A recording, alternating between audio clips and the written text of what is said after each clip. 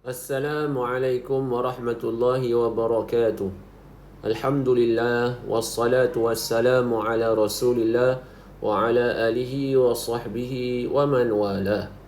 Rabbi shrah li sadri wa yassir li amri wahlul 'uqdatam min lisani yafqahu qawli wa la hawla wa la quwwata illa billahil aliyyil azim. Baiklah, bertemu kembali kita pada siri pelajaran pendidikan Islam tingkatan 3. Jadi tajuk kita akan pelajari pada siri ini iaitu pelajaran yang kelima, zikir penenang hati.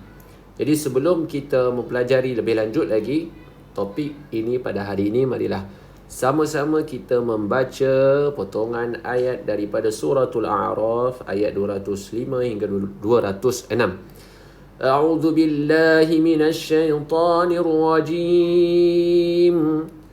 واذكر ربك في نفسك تضرعا وخيفة ودون الجهر من القول بالغدو والآصال ولا تكن من الغافلين إن الذين عند ربك لا يستكبرون عن عبادته ويسبحونه وله يسجدون. Baik, kali ini kita akan baca sekali lagi potongan ayat ini dengan berserta terjemahannya. Baik, sekali lagi. وَاذْكُرْ رَبَّكَ فِي نَفْسِكَ, dan sebutlah nama Tuhanmu dalam hatimu.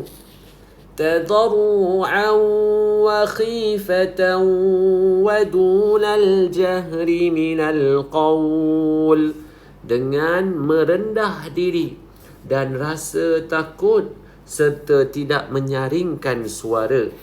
Bil-ghudwi wal-asal, pada waktu pagi dan petang.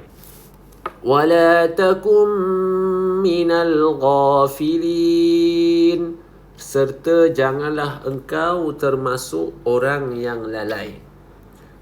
Innal ladzina 'inda rabbik, sesungguhnya mereka, yakni malaikat yang ada di sisi Tuhanmu, la yastakbiruna an ibadati, tidak ingkar, yakni para malaikat tidak ingkar daripada beribadat kepadanya, kepada Allah.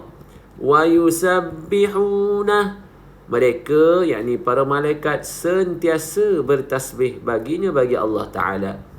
Walahu yasjudun, serta kepadanya, kepada Allah juga mereka, yakni para malaikat, bersujud. Baik, huraian ayat yang kita bacakan ini, perintah Allah Subhanahu wa ta'ala. Baik, zikir, kita ingat pada Allah ni merupakan salah satu perintah Allah Subhanahu wa ta'ala. Menurut Imam Ibn Kathir, Allah Subhanahu wa ta'ala memerintahkan manusia untuk memperbanyak zikir kepadanya, ingat kepadanya. Zikir pula hendaklah sentiasa diucapkan, disebut dengan lidah, agar manusia tidak tergolong dalam kalangan orang yang lalai. Jadi zikir ni ingat di hati. Tetapi kalaulah hati kita tidak ingat, tak ingat Allah Ta'ala, maka ia dibantu dengan lidah. Oleh sebab itu, ulama tasawuf menyebutkan bahawa zikir itu terbahagi kepada dua. Zikir hati, zikir terbahagi kepada dua. Zikir hati, ini zikir yang terbaik. Yang kedua, zikir lidah. Jadi peranan lidah, peranan lidah membantu hati yang lupakan Allah. Ini peranan hati, peranan lidah. Zikir ni maknanya ingat. Jadi nak ingat tu ingat dengan hati. Tapi kalau hati alpa susah nak ingat, maka disebut dengan lidah. La ilaha illallah. Kuat lagi. La ilaha illallah. La ilaha illallah. Muhammadur Rasulullah. Jadi di antara peranan lidah juga yang disebut oleh fuqaha, yakni para ulama fiqh dalam mazhab Syafi'i khususnya, ialah lidah membantu hati untuk niat sembahyang. Kita nak sembahyang apa? Nak sembahyang maghrib. Jadi kita kena niat. Niat ni pula tempat dia ialah mahallun niyah fil qalbi. Tempat niat itu ialah hati. Bukannya lidah. Tetapi dalam mazhab Syafi'i sunat. Sunat kita melafazkan niat sembahyang. Sebagai contoh, usalli fardal maghribi 3 raka'atin adaan lillahi ta'ala. Ini dinamakan talaffuz bin niyah, melafazkan niat, sunat. Dalam mazhab kita, mazhab Syafi'i. Kerana apa alasan dalam mazhab kita ianya sunat? Kerana lidah membantu hati. Begitu juga apabila kita membicarakan topik zikir ini, apabila zikir hati tidak ada, maka zikir lidah membantu hati untuk mengingat Allah Subhanahu wa ta'ala. Baik, seterusnya kita kembali pada huraian ayat ini. Allah Subhanahu wa ta'ala memotivasikan manusia dengan memuji malaikat dan menjadikan malaikat sebagai contoh. Hal ini disebabkan oleh malaikat sentiasa berzikir kepada Allah Subhanahu wa ta'ala tanpa henti. Jadi kita kena rasa tercabarlah. Malaikat boleh, kita pun boleh juga. Maka kita sama-sama berzikir kepada Allah Subhanahu wa ta'ala. Baik, apa dia amalan zikir yang kita boleh amalkan? Di antaranya disyorkan dalam buku kita ni, buku teks kita ni, ialah disebut di sini, kita baca sama-sama. Zikir yang terbaik ialah zikir yang maksur. Yang maksur ni makna zikir yang kita ambil daripada Al-Quran ataupun hadis Nabi SAW. Sebagai contoh, kita membaca Al-Basmalah. Apa itu Al-Basmalah? Bismillahirrahmanirrahim. Jadikan zikir.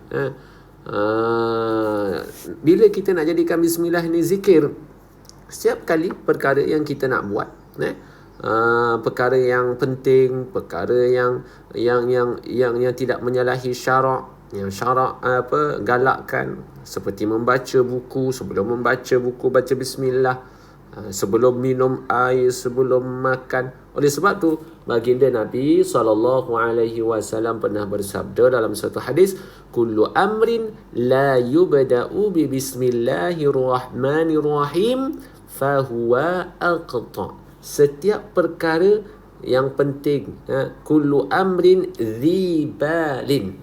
Ustaz tuliskan, kullu amrin zibalin la yubda'u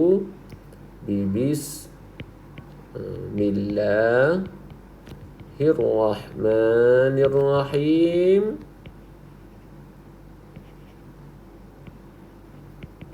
fahuwa aqta.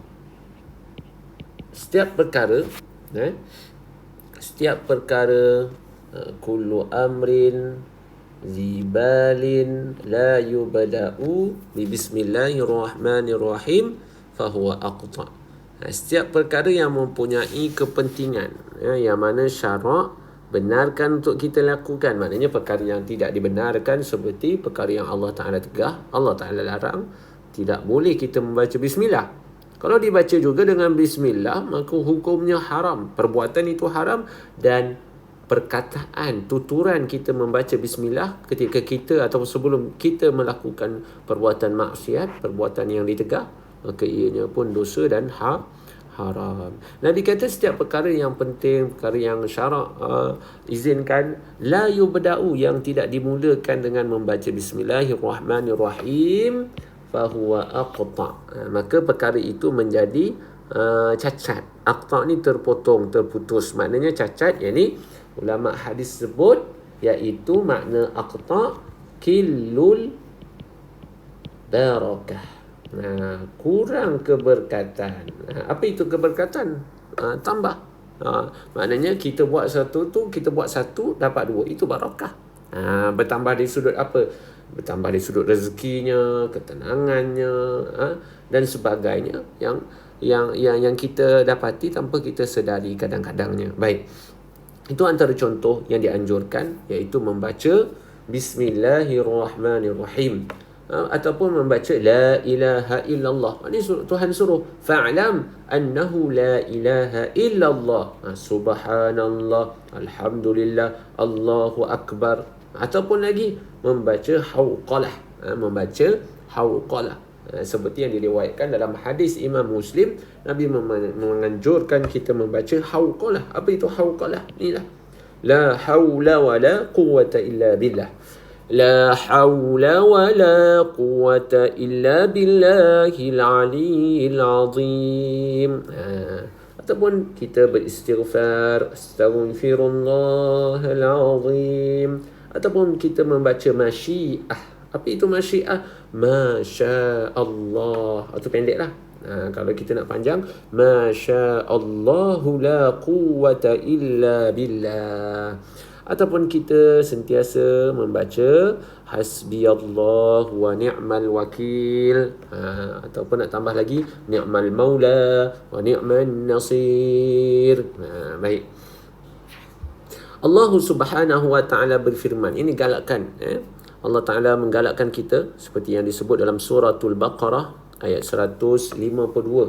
Allah Ta'ala berfirman, Fadhkuruni azkurkum. Oleh itu ingatlah kamu kepadaku, kepada Allah, supaya aku, yakni Allah, membalas kamu dengan kebaikan. Kemudian kita akan terus memahami apakah itu yang dikatakan zikir, maksud zikir. InsyaAllah kita akan sambung pada siri yang akan datang berkenaan dengan definisi ataupun maksud zikir. Sehingga bertemu lagi. Hadza wabillahi taufiq wal hidayah. Assalamualaikum warahmatullahi wabarakatuh.